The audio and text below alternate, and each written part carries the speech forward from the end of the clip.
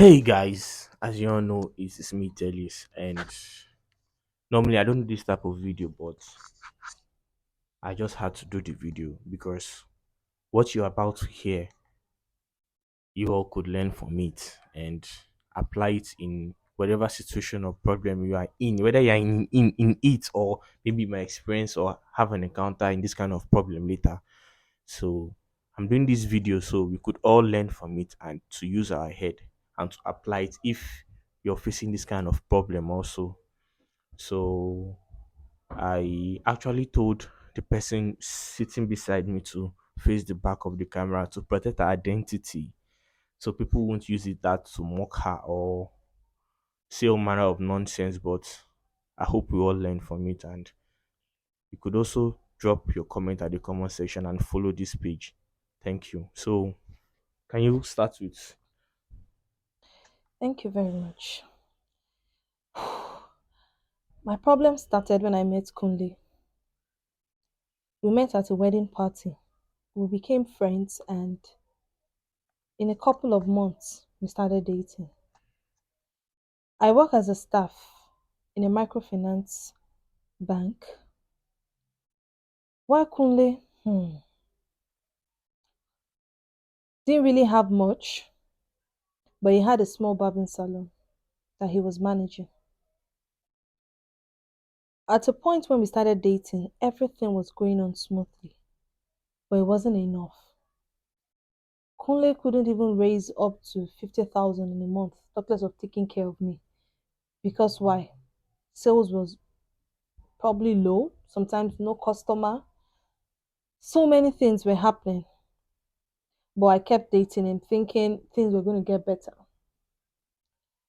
Everything changed when Kunle went on Facebook and got in contact with his uncle that stays in Canada. He came home and he told me he met his uncle.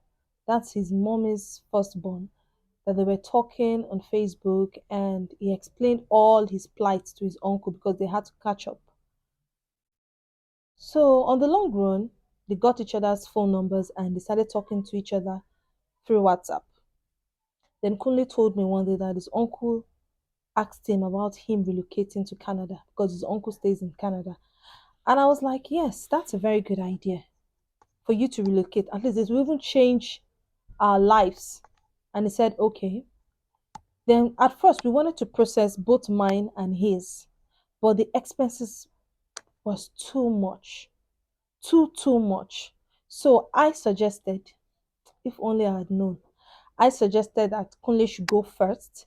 Then after a year or two, I come to join him. That was our plan. Little did I know that that wasn't Kunle's plan. So on the long run, he went to the immigration office. He got his passport. Within 3 months, his passport came out. It was now the visa fee and all. And I suggested he talk to his uncle to assist us financially, but he said his uncle was paying for his mortgage. His uncle had some bills he needed to pay. His uncle too was owing debt, blah blah blah blah. He said so many things, and I reasoned to all he said. And I said, okay, that means we have to look for the money together. He said yes. So we've hustled and hustled and hustled, and we're able to get the visa fee. 6 months later, his visa came out. That was where my problem started. There was no money for flight tickets. Wow, it was really terrible. How do we get the money? I told him to contact his friends, his family, but unfortunately, none of his friends or his family members could raise 1 naira, talk less of raising 1,000 naira. So I decided that probably I should take a loan at the microfinance bank that I work because when we sat down to talk about it, we couldn't just buy an ordinary ticket for him without him having small money at hand. Hmm. You know, Hmm. when he gets there to at least settle down Hmm. or probably buy one or two things, he can't go there empty handed. Yeah, that's true. So, this is really hard. All right, so I decided to process a loan.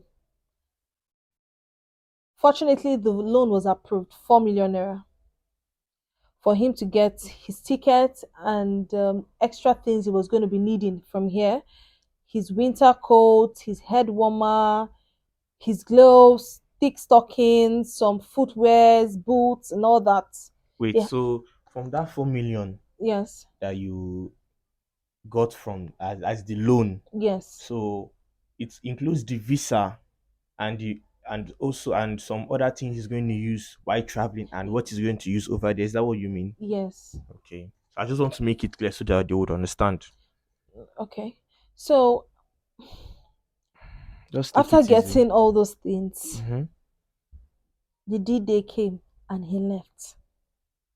And I told him, he also know that it was a loan that we were going to pay back with an interest of 1.5 million. So that Hmm. was, we are going to pay back 5.5 5.5 million. million. Yes. Hmm. And the duration they gave me, since I was a staff, I was able to extend it to pay back within a year. So on the long run, he went, he settled down. His uncle was able to get him a job within 2 weeks Hmm. and he started working. So the first month, I couldn't ask him for anything because I know he just got there and he settled. So after 2 months, I started reminding him of the loan because he told me he was paid weekly. And when I started reminding him, I noticed when I talk about the loan, he's always giving this kind of face like, we'll talk about it later. He's always dying down that issue when I bring it up. I started noticing some changes in Kunle. Then my company started asking for their money. So on the long run, I had to tell them to deduct it out of my salary. My salary was just 200,000. 3 months later, Kunle wasn't saying anything about the loan. I started paying out of my own salary.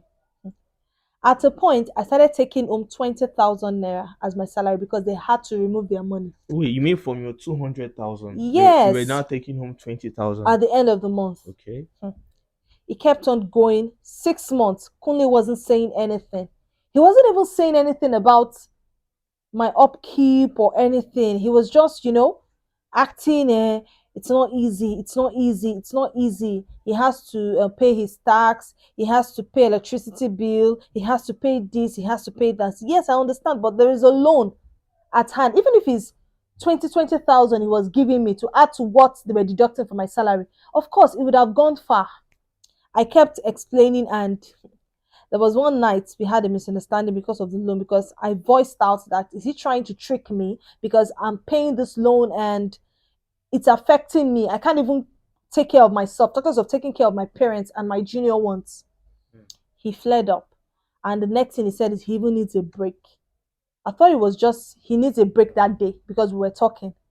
I didn't know he meant he needs a break forever.